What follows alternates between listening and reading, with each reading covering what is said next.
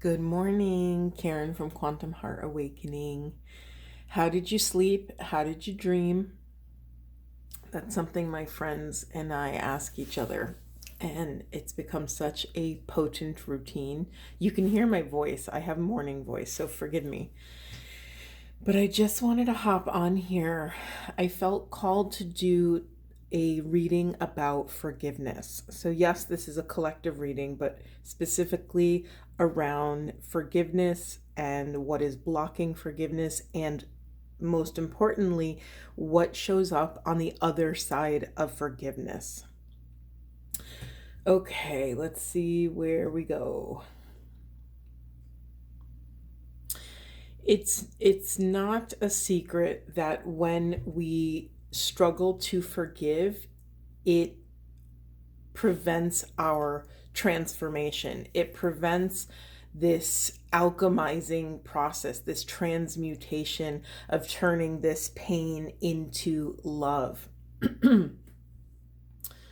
Yeah, it also affects our discernment around what we deem as our ultimate soul's fulfillment, right? When we are harboring a lot of pain and resentment and anger or anything, any denser energy, it definitely jams up the frequency, and we're not as easily able to discern which is the right direction so that we can go towards our soul's deepest desires.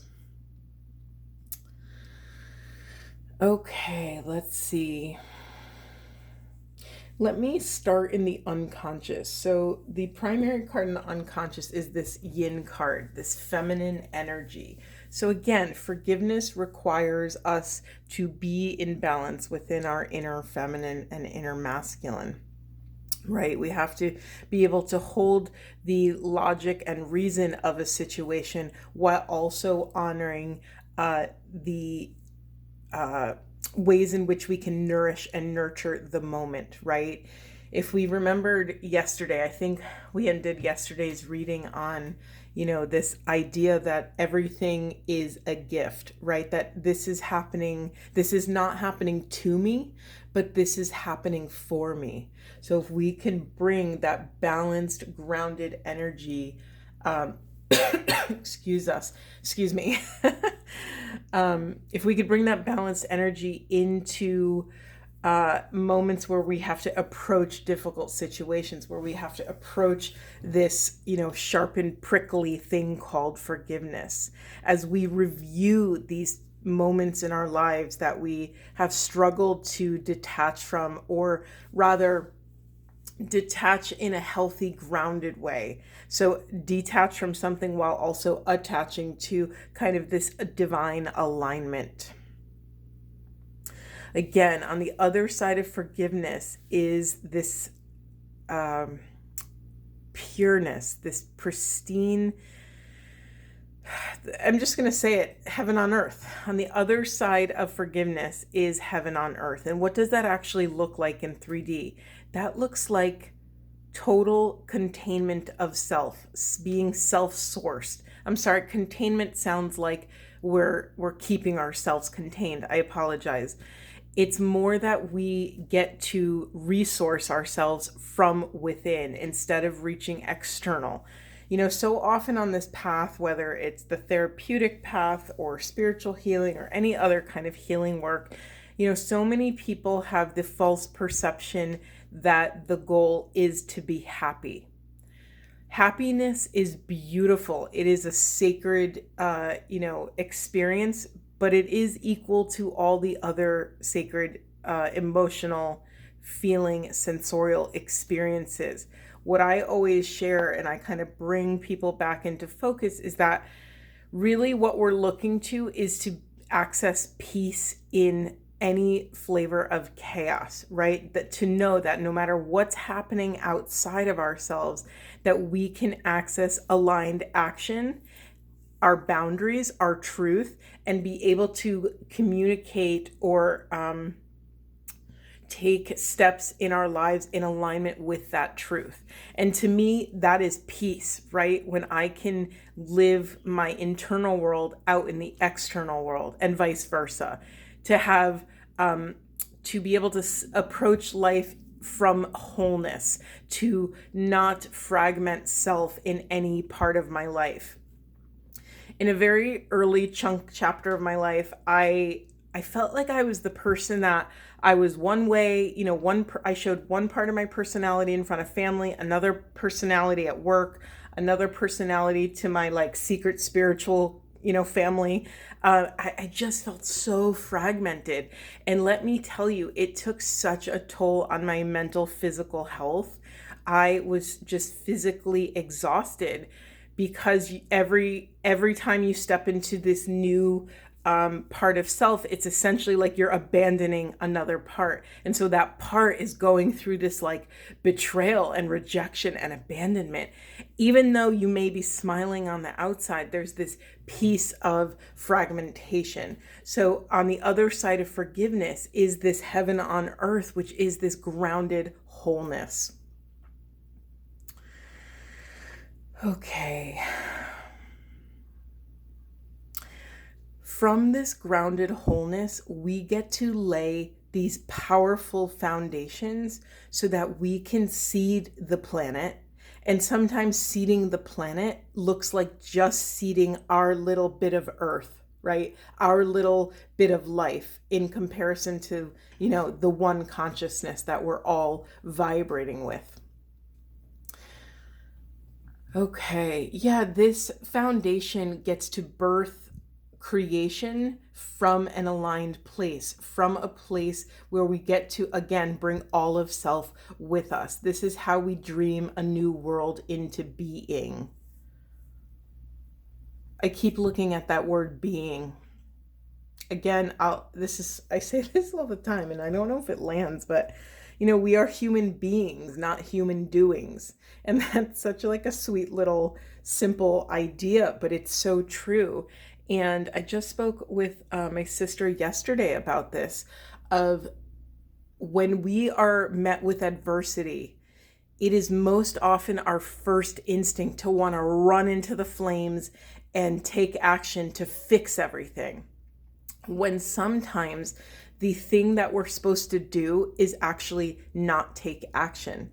And this has to do a lot with the feminine's ability, divine ability of receiving, right? Receptivity, being able to actually receive the love of the universe, to actually know that the universe has your back, right? It's conspiring in your favor.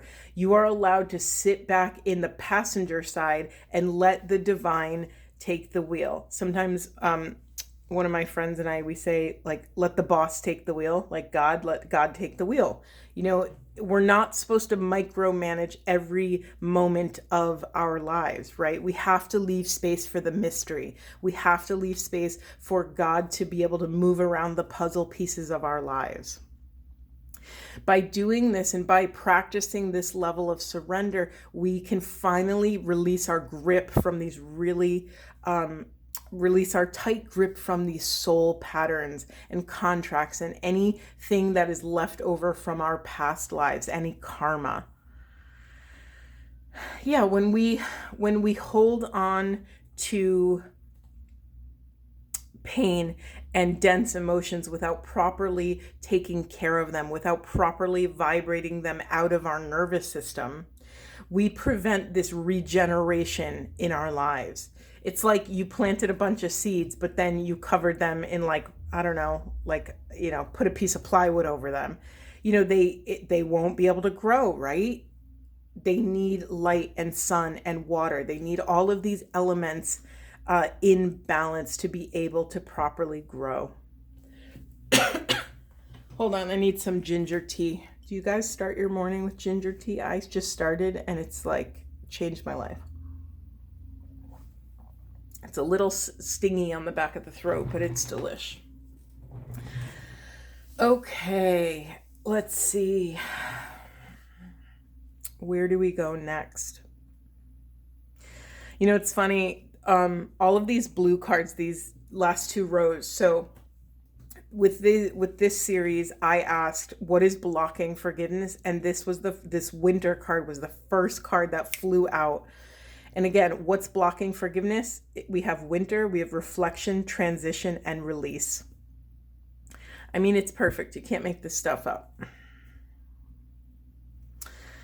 Yeah, I mean, okay, let's just be direct about it. Holding on to forgiveness is allowing anchors to stay attached to your feet, right? It's this limiting thing that keeps you attached and grounded to this one point in time, to this emotion. So essentially, also the thing about forgiveness, right? We are still usually when we're struggling to forgive, we're still reeling from an experience that we have, right? So what does that do to our awareness and our presence? It keeps us stuck in the past, right? So, we're draining our vital life force into the past, right? It's like when we struggle to forgive, it's like somebody pulled the plug, pulled the drain, and all of a sudden all of our life force is leaking out of us. Okay.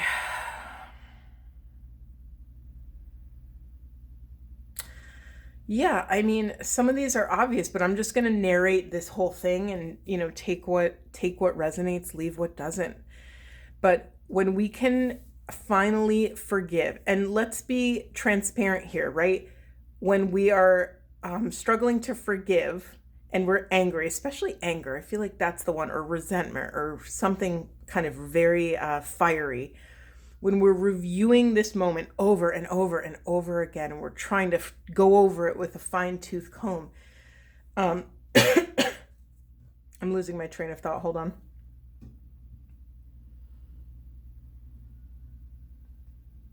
Oh, that's what I was saying. Okay, I'm back. She's back.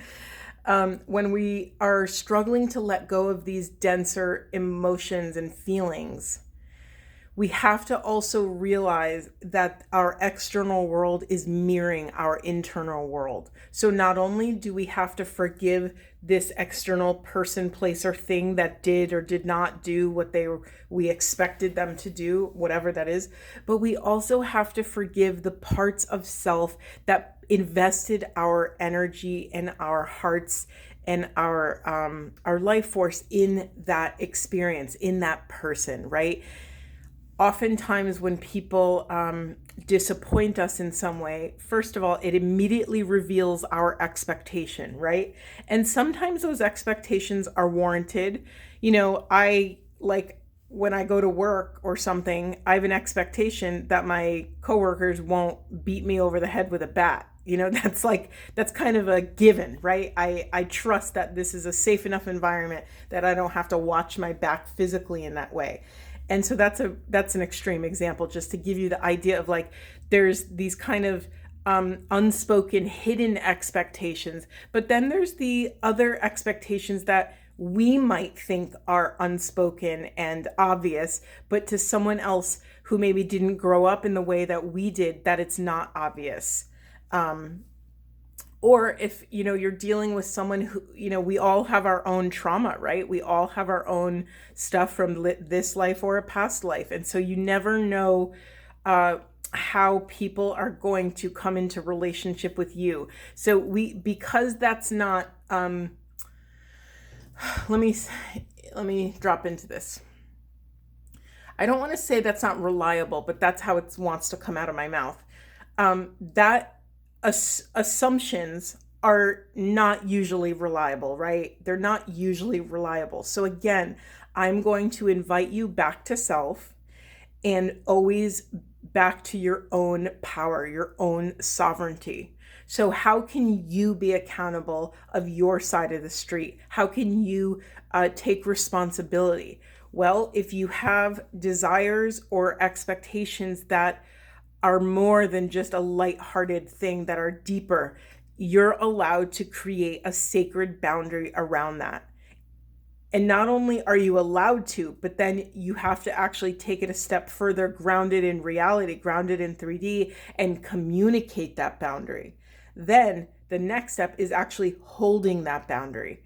So this is a hard practice. I think I said in a previous reading that, if we could just master our boundaries, this will take care of so much of this this energetic debris, right? If we can manage our desires, our situations, environments we put ourselves in, and communicate with the people we care about boundaries that are sacred to us, we are giving them an opportunity to meet us in that sacred boundary and say, hey, I really love you and I love having you in my life. This is how this boundary is what will allow you to stay in my life. This boundary is what makes this level of relating sustainable, right?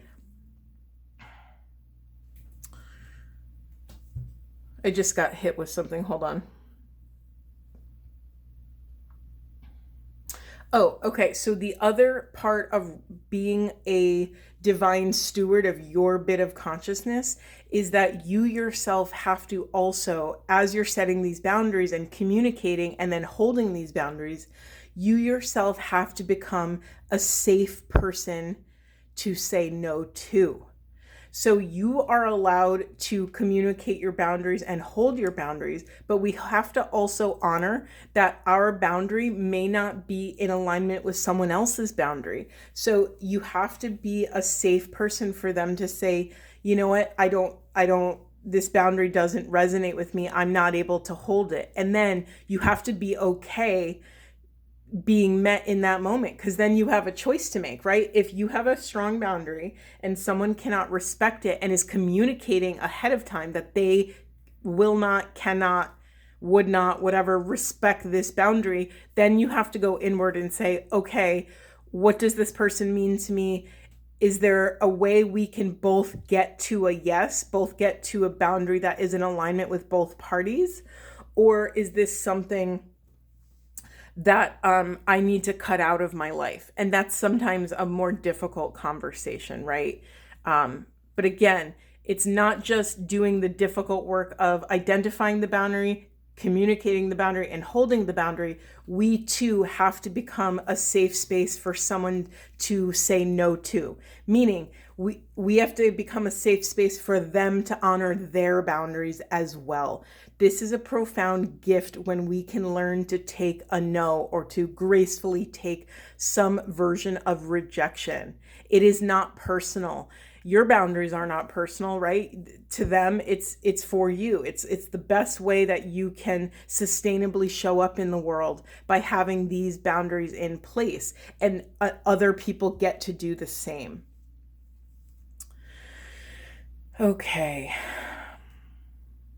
Yeah, and and releasing the moment this discomfort comes, it's like if you could just wade in that water long enough through the discomfort, you will access this profound release and rebirth. Why? Because you've integrated your own sovereignty and you're able to respect someone else's sovereignty, right? Their sovereign choices. In the last 4 years or 5 years, whatever it's been, 4 years, we have seen radical polarization in people's political beliefs, either if it's around COVID and that whole thing, or vaccines, or medical care, or whatever, any version of this. It's been such a pressure cooker, right? And so these people are trying to find their truth, and in that we've become very wobbly and wonky, and it's created so much pain because most people were not able to respect the boundaries of other people, right?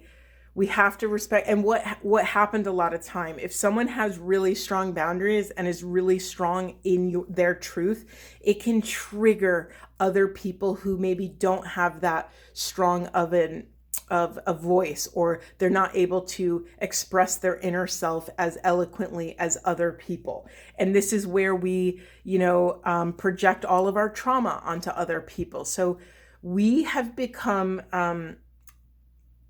masters, whether we're aware of it or not, just by wading in these tumultuous waters. It's like we've been treading water for so long. At some point when you come back on land, I would say you've built up, yes, you might be weak and exhausted, but you've built up a pretty high tolerance to, rough seas and a rough climate, to a certain level of chaos. So again, that's another way to look, reframe the chaos that has happened and unfolded over the last 4 years. Is in one area you could say it's been catastrophic and a hot mess and all these awful, crazy things. If we look through the lens of the highest and best possible interpretation, we could say we were in training, right? God has called us, or the universe, or whatever feels in alignment for you, God has called you to something higher, so that you had to walk through even incredibly intense chaos and fires. I can't stop staring at this sun right here, right? Trial by fire, right? We've been tested. And those who have become kind of more peaceful after this, that's one path. And those who have, gotten caught up in the pain and the trauma of it all, it's revealed their shadows and it's illuminated their work that they have to do. So really, it's about training this lens so that we can access the highest and best possible interpretation of these events. This is how we change the narrative. This is how we let go of any sort of bitterness, anger, resentment, right? Everything happens for a reason. I don't really like to say that phrase because it's gotten so it's been used overkill, and I don't think it lands as deeply as really what the message is behind it. Okay, I didn't think I was going to go on a whole rant about boundaries, consent, and trial by fire, but there it is. Okay, there's a lot of messages here. Hold on.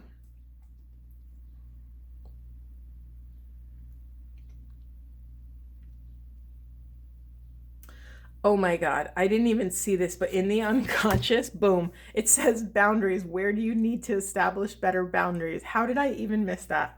And then in the unconscious, we also have surface. So, and watch your words, become impeccable with your words. And we also have creativity, second chakra, change, sensuality, sexuality. Okay. So yeah, here,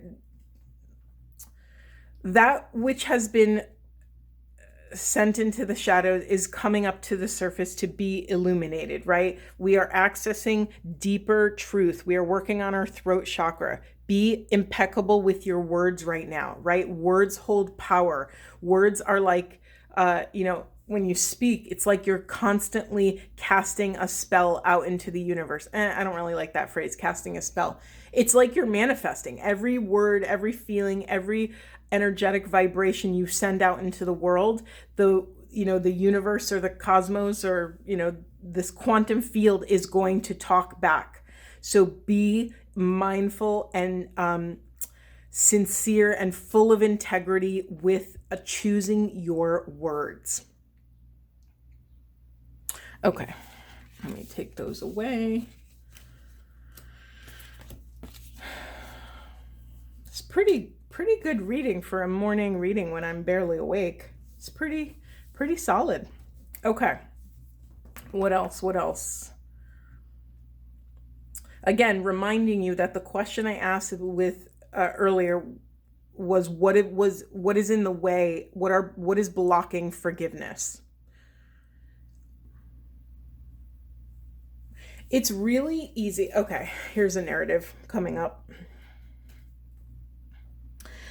If you are struggling to forgive right now, if you are drowning in the pain, sorry, that's a little dramatic, but it's true for some people. If you're really, really in the trenches right now and you're struggling to access any sort of lighter, less dense energy or emotion, just get back to basics, right? Ground, work on taking care of your physical vessel. This is nutrition, hydration, sleep. Those are the three trifecta. Actually, we'll add a fourth, and movement, right? Moving the physical vessel. There's something here about inner self and the way we perceive self as we hold on to this pain, right? Something that I've dealt with from a very young age, and from the work that I've done, I feel that I picked up this narrative from either an ancestral line or from a previous lifetime. But I came into this world with this very specific thing, and this is vulnerable for me to share, but I want to be completely transparent to show this work out loud in real time. I came into this life having a belief that I deserve pain. It made no sense. I didn't have anything crazy happen to me when I was younger. It was such a profound, loud message, and yet I was so little. I was so young. So it's led me and some of my mentors to believe that this narrative was from a previous life. I even had kind of a past life narrative come that I was like a prisoner or something. So who knows? And I'll never, that will never be confirmed or denied. However, it allowed me to look through this and approach this idea, this theory that I picked up somewhere, this limiting belief, right? It allowed me to get some space and unblend from that narrative. But it really caused a lot of chaos in my life, right? If I think I deserve pain, then when pain arrives, I will just stay in the pain, right? There's no impetus for changing the situation because, oh, I deserve this, right? And I have had an incredible amount of physical pain in my little body from a young person to now, 39. I've dealt with kind of this intermittent chronic pain. And so it's taken, I didn't have, my spiritual suffering came out of physical pain. So that was a really interesting experience for me. But I had to almost be, I was called to this path of this like Zen-like master of like, okay, if this pain is here, how can I come into relationship with it and the world around me without going freaking nuts? It's a lot for the human vessel to hold. So why am I sharing this with you? Let me see here. There was a narrative about, just about forgiving self first, taking care of the vessel first, allowing these vulnerable pieces just to be vulnerable. It's so easy to try to gun it to the finish line and try to, again, intervene. Sometimes the pain has the medicine for us, and sometimes we have to go directly into it. I mean, I'm being kind. We almost always have to go directly into it, right? This is how we expand, by going in and, transmuting from the inside out. Okay, what's on the other side of forgiveness? Awakening, projects, renewal, bringing the sensuality and creativity up from the depths so that you can be in alignment with your deepest truth, communicate and hold your boundaries from your deepest truth. You're illuminating all the God energy in your life. Oh, I love that. I never saw that right there. The sun card, it says illumination, growth, God energy. I freaking love that. That is so good. It's really easy to identify where God energy is not. And when you can identify that, that's where your work is, right? I keep saying this for some reason 3 days in a row, but that's X marks the spot. That's where all the treasure is. And I keep looking at this past life card. She looks like she's looking into like a treasure chest, right? And in that treasure chest, she gets to review what is there and what is not there, right? Where we are and where we're not. And then when we identify where we are not, we can also identify the blocks to releasing that which is in the way. Okay. Here's the thing too about holding on to pain is that it completely influences who we are, how we are, and our lives around us. It is like this unseen puppeteer who is puppeting our lives in a way that is that can be deeply unconscious to us. So I invite you to take, if you're telling me you're watching this and you're like, I have nothing to forgive, I have no regrets, I have no pain, whatever. Okay, wonderful. This work isn't the work you're meant to do in this moment. However, if there's any little morsel of something you're still holding on to, it is affecting your life force, your vital life force. So it does take precedence. I'm just going to read you these animal cards up here. We have, you see clearly now. The abundant universe will provide. Sing your own song, which to me links to this throat chakra, right? Being able to own your truth, speak your truth, and then hold your truth in the face of chaos, right? Being able to hold your center for love of self and other in all flavors of chaos. Trust the great mystery. Honor that you get to, it is your birthright to feel at home in your vessel. It is time to step into this beginner mind, which I actually think I said at the end of last night's video. And then I'm just going to finish it off with a Buddha wisdom, which is the collective need to know about forgiveness or anything else right now. Whoa, I'm not going to take all of them. I'm just going to take the top one. Interesting explosion. We have surrender your judgments, see beyond the end and beginning. This is an interesting card to get. I love this card because it to me, and you could take your own interpretation of this, but surrender your judgments, see beyond the end and the beginning. It's what I'm hearing when I read this card. It's like the narrative doesn't even matter, right? You can switch out the characters. You could switch out the pain.